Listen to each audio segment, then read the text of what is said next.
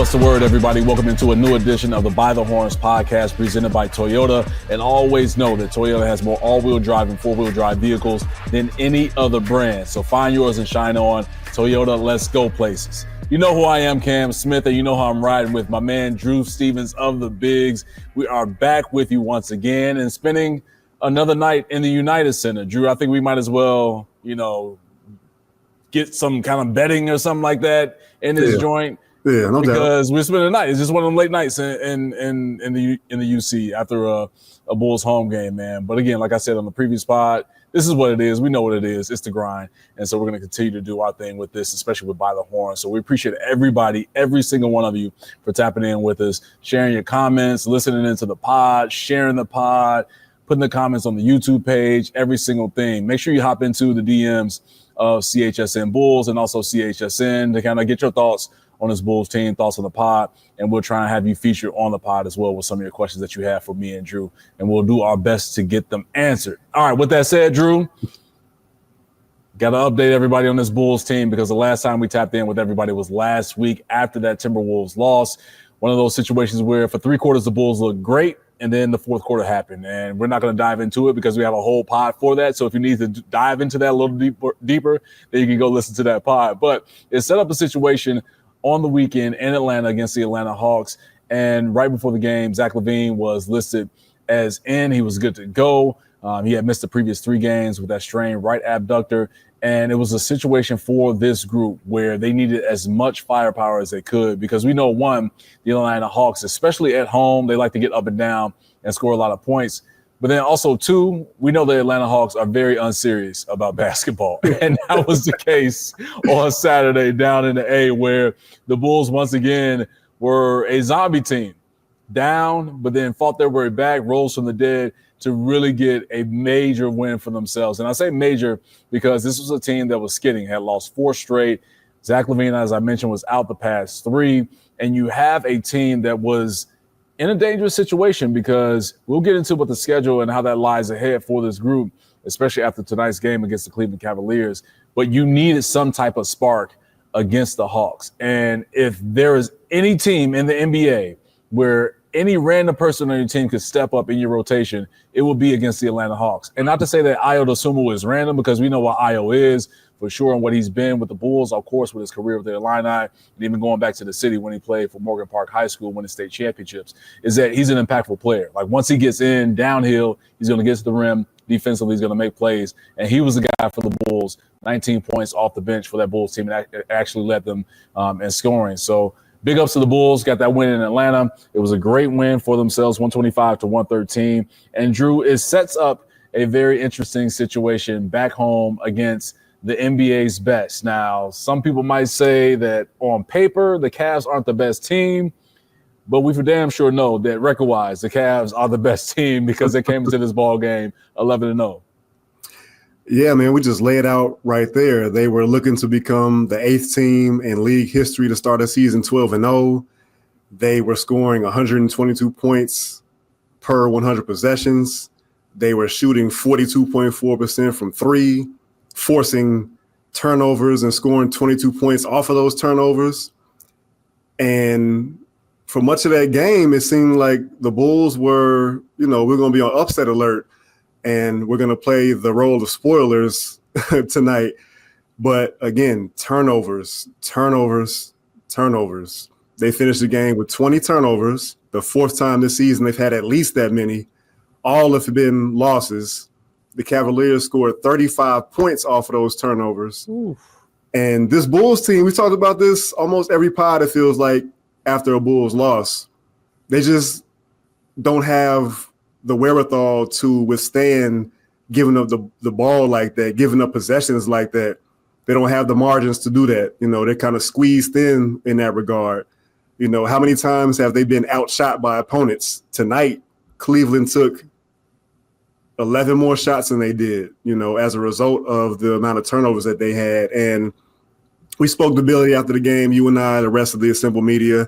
He talked about just the carelessness, and he thought that a lot of that happened in the half court. And you and I talked about how, sometimes in this game tonight, you had guys who maybe trying to do too much in the half court, going one-on-one, trying to play iso ball. I think it happened with Josh Giddey a time or two, Patrick Willians as well. And, it's just certain guys that are not equipped for that role right now on this team, other than maybe Zach LaVine and Coby White. So I don't know what's going to happen with this season in terms of them being consistently in control of possessions and in control of their ball handling and turnovers and decision making. I think it's going to be an ongoing theme kind of with this season. Right. But they let one slip away. I mean, the game was knotted 106 apiece at 5 minutes and 6 seconds left in the game. But I think they came down and had a couple turnovers late in that game. And Cleveland just capitalized. Their team who, as we talked about, the last unbeaten team in the league, and they know how to play. They got a great coach on their sideline, and they took advantage of the Bulls' gaffes tonight. Yeah, 400%, man. And you talked about the turnovers for this team. Like, where the Bulls sit now in the NBA, 7th most turnovers in the league. And it's those situations where you understand it to a certain degree and level where when you want to play fast, and for a team that isn't accustomed to playing fast, and we have to keep it in account, is still very young into this season, but also when it's a new style and it's up tempo, you're going to find situations where this team will turn the basketball over, whether that's in transition. That necessarily wasn't the case tonight, but more so in the half court, as you mentioned, Drew. But it's the lack of understanding when and where to find teammates. So to your point of trying to go one-on-one against the Cavs team, if you view this Cavs team physically from that standpoint of a Donovan Mitchell, of Isaac Okoro, Georges Niang, I know Georges Niang plays like he's barefoot and in quicksand and he can't move, but still he's one of those veterans. Hey, man, if you watch Georges Niang play, man, it looked like he's playing barefoot and in quicksand. So, but he still finds a way to get those angles to slow you down, and also helps when you have the backside defense of a Jared Allen and also an Evan Mobley. So it makes it even tougher when you think that you have an avenue or a lane as you penetrate and maybe beat that initial defender. Then that help side of that backside defender is coming over in a Mobley or Allen to really cause you some confusion, right? And have those brain freezes. And that's what we saw for this Bulls team, especially Josh Giddey and Coby White. They combined for 9 turnovers tonight. And you mentioned this, 35 points off of those Bulls, 20 turnovers. That's really the recipe for success if you're playing against the Bulls and force them into those turnovers, is that you have to capitalize. And Billy Donovan has said this numerous times so far in this young season, is that the Bulls have a small margin of error. And when they turn the basketball over at a high rate, they're really putting themselves in a tough hole to really come back. And it's one of those reoccurring things with this group. If you look at their losses, you can really go back and look at the common denominator, and it's turnovers. Mm-hmm. It really is, man. Both Billy Donovan and Josh Giddey spoke to the fact that they just need to limit the self-inflicted wounds that they've, had during this season. Like, they know that they're going to be turnovers. No team is going to go a whole game without turning the ball over. But it's just those self-inflicted wounds, maybe getting caught up in the air, trying to make passes that you think are there that are not, driving in the lane too deep and kind of getting stuck there. So, again, it's going to be something that I think is going to pop up time and time again for this team. There really isn't a lead ball handler. Like, everybody is kind of empowered to take that role, to bring the ball up in transition. Of course, in the half court, the ball is going to be in Josh's hand or Kobe's hand or Zach's hand, at times Vooch's hand. But, there's going to be games like this, and in games where they can't outshoot their turnovers, this is likely going to be the result. Yeah, and you have those results where you keep looking at situations that have you in a position to win. And we saw that in the first half of this Bulls team. I even tweeted it out that this team had heart for the fight. And I feel like that's a segment that we got to, shine a light on and give an award with every pod after a certain Bulls game of like who had heart for the fight. And early on, I can give it to the entire team because that was the effort in Atlanta. It was a full team effort for them to get the win. That carried over to the first 24 minutes of this ball game.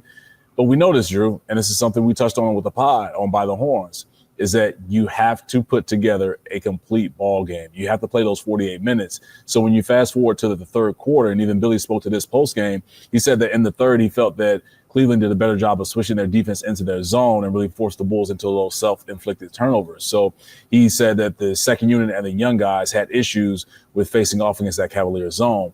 And so it was something in particular that really I took note of and even sent this out on my handle at Cameron Smith. No, Ian Cameron. Again, if you want to pronounce it Cameron, I'm cool with that because it makes me feel even doper, like Cameron the rapper. But when you go back to the 3:59 mark of that third quarter, Drew, that's when the wheels fell off for this Bulls team, right? You have Cleveland going on a 9-0 run, so they erased that Bulls lead, but then also finished that quarter on a 17-6 run, and really inspired by Ty Jerome. Like, Ty Jerome looked like he was back in Virginia, like getting buckets, really talking to the crowd, letting the crowd know that he's here. And when you have guys like that, and it's not to say that Ty Jerome is a bad player, because if you watched him this season, he's a guy that was with the Golden State Warriors. I thought he should have stayed there just within that system, but he can really play, can shoot the basketball well, deceptive with his quickness, but just understanding of how to get to his shots and his spots to make plays, especially in the landscape of this offense for Kenny Atkinson, who, again, we know what Kenny Atkinson and who Kenny Atkinson is, one of the best offensive minds in the NBA. That's been proven in numerous stops for herself on the NBA coaching sidelines. But when Ty Jerome has himself going with Donovan Mitchell on the bench, it just allows Cleveland, and we heard this from Anthony Edwards last week, to stay within striking distance. And so when you have a team with that much firepower and one guy alone, and Donovan Mitchell, who throughout the game was just doing Donovan Mitchell, Spider Mitchell things, right? I mean, the 360 layup on the left side to finish it off with the right hand, it was like, that's Donovan Mitchell, but he was in his spots, getting to his shots. But when you have him resting and you can go on a 17-6 run to finish the third quarter, you're asking for trouble. Yeah, you can't let that happen, because you know that when he gets back in the game, he's going to come in shooting. Like, he took 26 shots, 17 of those were threes. Yeah. But that's exactly what he did when he came in the fourth quarter. When the fourth quarter started, he came right back into the ball game and knocked down a three. Exactly. It's like you got certain closers in this league that are going to come in and kind of try to put games on their backs and put teams away. Took 16 threes, hit 7 of them, finished with 36 points. Like the first half he had, you were kind of like, okay, is this guy about to drop 50 on the Bulls in total? So when you see him score only 11 points in that second half, it's like, man, that's again another kind of notch in the belt of, man, the Bulls let one slip away. And again, like, you just got to be smarter about certain things. You know, they go over the personnel of the defenders that they're playing. They talked about how Cleveland is a team that's long. They're active with their hands. They try to swipe the ball from you, get in the passing lanes. But again, the Bulls just, for whatever reason, they get kind of caught up and they have these little lapses where the decision-making just is not where it needs to be. You talked about Ty Jerome.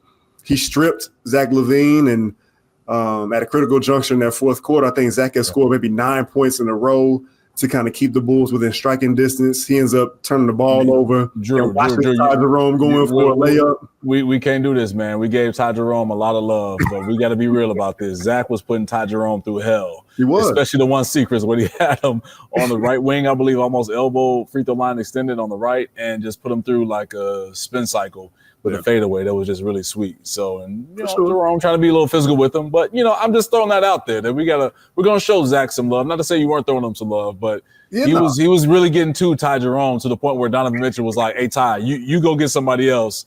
I got Zach." No doubt. It's just that, you know, we like to see Zach put it all together. Like, these last 2 games, for the most part, his floor game has been pretty good. He's you know, creating shots for teammates. We saw him try to keep this team within striking distance tonight. But it's just those little moments where he turns the ball over and he's not running back hard on defense to try to prevent that layup that Ty got after he stripped Zach.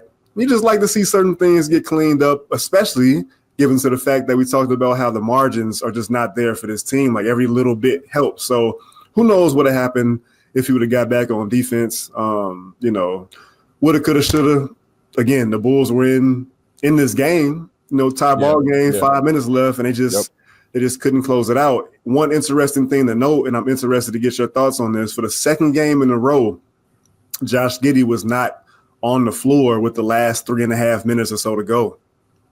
Yeah, I think with Billy, he understands that Ayo is the best option for them in those crunch time minutes. So if you're looking at a guard group of Ayo, Zach, Coby, P. Will, and also Vooch. Like, that's the lineup that you have to roll with, because the great thing about Ayo is that he can play with any lineup. We've seen that. He's proven that throughout his time with the Bulls. So you have an on-ball defender, and I know he doesn't have the 6'8" size of a Josh Giddey, but what Ayo does is just with his length and how he closes that space against a ball handler really puts the Bulls in a good position to get some activity on the basketball. So I understand with Billy going late game situation with Ayo. It's the same thing in Atlanta, right?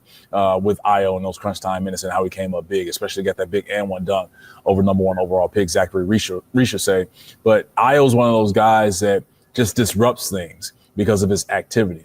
And Josh Giddey can disrupt things with his activity at moments. He's even better than what people think in terms of on the ball in certain situations of standing up ball handlers, which is great because of his size and just his physicality in certain areas of the court. But if it's winning time, you got to put your best defensive unit out there. And I think Ayo is one of those pieces, if not the piece, especially on ball for this basketball team. So again, I get it from Billy's standpoint that with a team like Cleveland and Donovan Mitchell, you got to have him on the court. So you can go to the offensive side and say, okay, well, now it's a give and take because the offense may not flow as much. But again, we're talking winning time. And I'd rather trust Zach LaVine with the basketball, high ball screen situation with Vooch to try and get some things going, because you have Coby on the perimeter and also Ayo, who has gotten better at knocking down his threes. He was struggling at the early point of the season and really trying to get those percentages up. Can knock it down, but more so better off the bounce, either attacking middle or attacking baseline. So he can bring that aspect offensively. But with what we saw from this team that continued to battle back after being down, I'm just going to start calling them the zombie Bulls, because they just keep finding new life. And like sometimes they're the walking undead with this and dead, because they just find themselves battling back to a certain point. But I think the energy that they exert fighting back, ultimately running out of gas, is another trend that we're seeing with this group.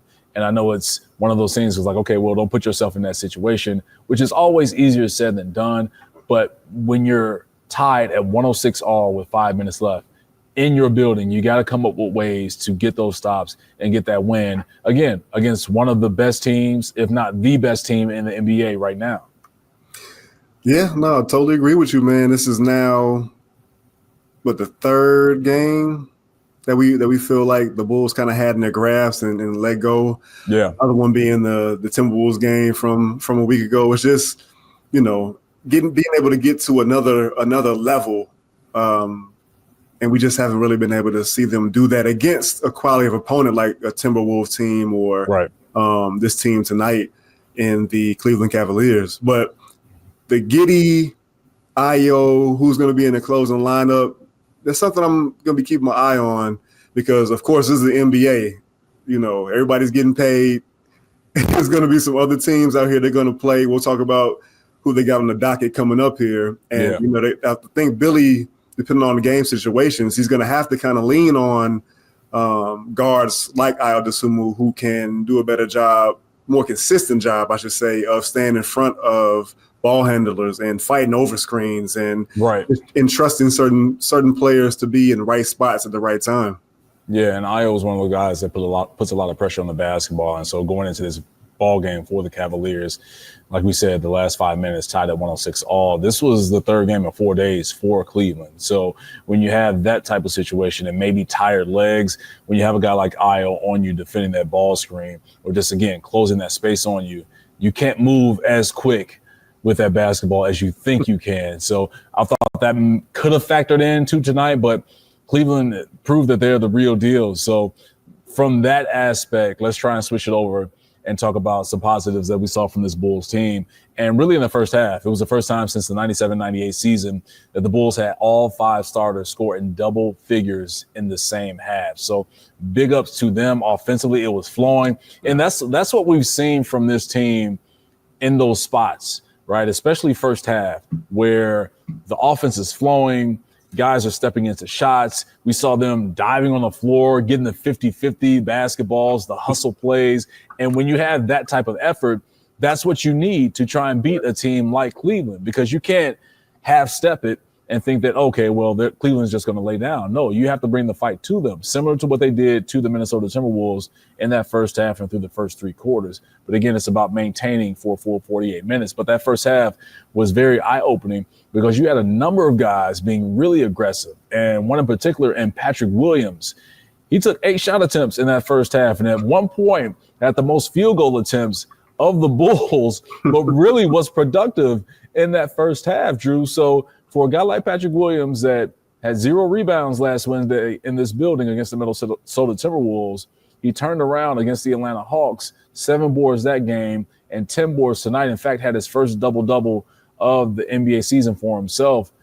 You have to try and take that and take the next step forward for Patrick Willians, and that's being a guy that you can rely on to get at least 8 rebounds for this team and at least 12 to 14 points, because it feels like that's where Patrick is most comfortable within this offensive scheme.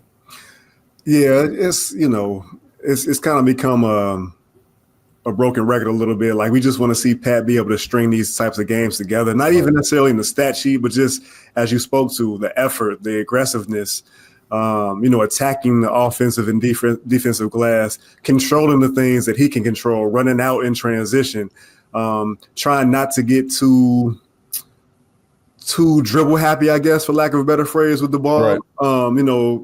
Catch it, receive it, either take that shot or get off of it.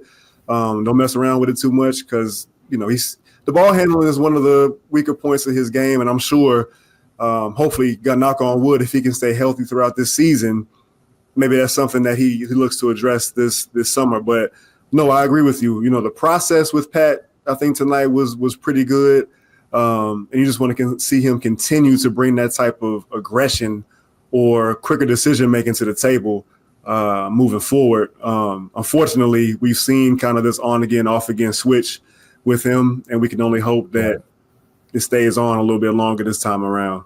Yeah, because they need him to have it on. They do, especially guarding that forward position. And I thought at certain parts of this ball game, he did a solid job in defending Evan Mobley, who's having an all-star season. Let's just be real about that. Like, Kenny Atkinson unlocked the offensive game and skill set of Evan Mobley that we have been waiting to see with J.B. Bickerstaff. It just never turned with him. But now with Kenny Atkinson, it has turned, because I think Kenny Atkinson has intentionally put Evan Mobley in positions to really thrive and score the basketball, and at moments run the offense through him. But we got to give Pat Will some love on that. But then also had some good minutes in that small ball 5 unit, with Mobley being the 5 for the Cleveland Cavaliers when both teams went small. So you have a guy that, again, we say this all the time about Patrick Willians. He has all of the physical tools. It's about putting it together consistently on a night in, night out basis. And as I mentioned, they have to have him step up every single night, because that's what the NBA is. Like, he knows this as a professional, but also with that forward position, he can't afford to take a night off, because if you can go down the Bulls schedule, damn near every single night there's a forward on the opposing team that is very skilled and can really give you a hell of a night. So I think today was a step in the right direction for Patrick Willians. I'm curious to see what he does on the road for the next 2 road games for the Chicago Bulls. But let's go back to Coby White, because he had some things defensively, and speaking of defense, that really opened my eyes for what he was able to do. Active hands, getting steals, 4 steals for Coby. I'm seeing the payoff with his ball handling from the offseason, and more so with his conditioning as well. And shout out to CHSN Bulls insider Casey Johnson, who said on the CHSN Bulls broadcast that he spoke with Coby White, and Coby White improved his conditioning by trying different off-court tactics this season, like running sand dunes, mountain biking, and also paddleboarding. And I've never thought about an athlete, especially a hooper in the NBA, paddleboarding just to get his conditioning right. But he's found something, and you're seeing a guy in Coby White that his legs on his shots, they look strong, he looks healthy, and you're starting to see that on the defensive end as well, where he's able to sustain that effort and that energy on both ends to help his team. Yeah, Coby brought it tonight, man. He's had some off shooting games, but I think he finished with 20 points. 20. Yep, 20. Knocked down 5 threes tonight. Yeah, 16 in the first half. Yeah, he kind of stuffed the stat sheet at 7 rebounds, 6 assists. Did have those team high and season high 5 turnovers to kind of spoil the night. But Coby was hooping tonight, man. And going back through the first 10 games before tonight, he's kind of been like directly linked to the Bulls' wins and losses. Coming in, I think he was scoring 23.5 points in the wins, a team best 23.5 points, knocking down like 44% of his threes, shooting 10 threes a game. So it looked like for a while that it was going to kind of balance out that way with him again having one of those games and being able to sustain that level of play and lead the Bulls to a victory. But, you know, the Bulls kind of got in their own way tonight.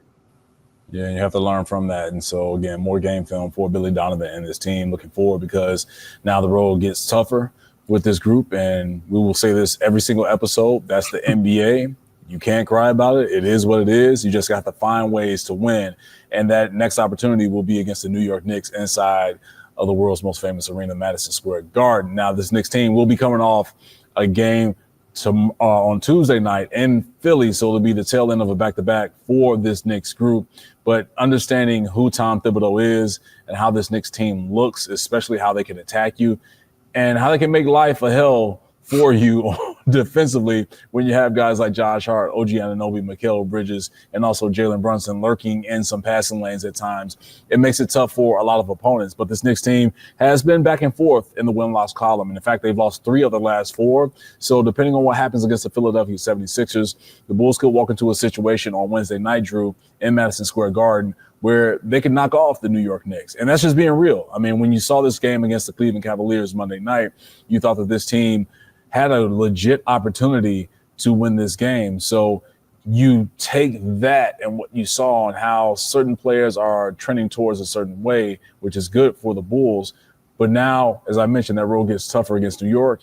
And then waiting for you after that, you got to go to Cleveland to face off against this same Cavaliers team. As we mentioned, we'll see if they're still undefeated by the time they face off against the Chicago Bulls towards the end of this work week. But this is a team that is very, very good on both ends, top 10 in offensive and defensive rating. So we're going to see. Another test, Cam. The Bulls, you know, just as easy as they can shoot themselves in or keep themselves in ball games with their three-point shooting is the same way they can play themselves out with their turnovers. I'm interested to see how they play against this Knicks team in the half court coming off of this game where we saw them turn the ball over and almost lose themselves this ball game just on their own turnovers alone. So this will be our first look at this new look Knicks team with Karl Anthony Towns patrolling the middle. They're still kind of ironing out some kinks, it seems like. You spoke to them being 4-7 before this game against Philadelphia on Tuesday. So it could be another opportunity for the Bulls to surprise them the same way they did the Milwaukee Bucks early this season. But they got to be able to control what they can control, keep a good grip on that basketball, have the decision-making be where it needs to be, and maybe they can walk out of MSG with a victory.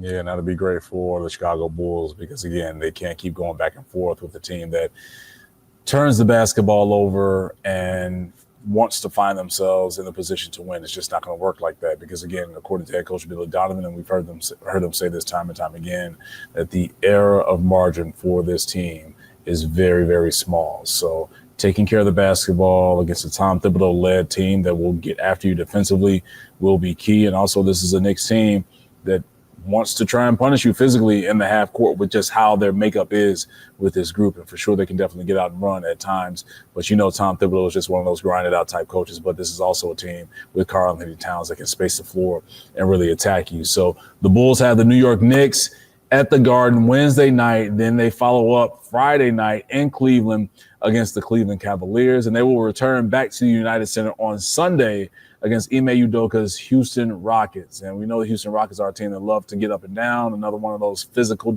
teams on the defensive end. So the work is there for this group. Some positives that you can take from this game against Cleveland, also some other things that I'm sure Billy Donovan, his coaching staff, and the players will focus in on to get better so they don't find themselves in this position, especially having a team scoring 20-plus points or even sometimes 30-plus points off of their turnovers. So the work is there for them.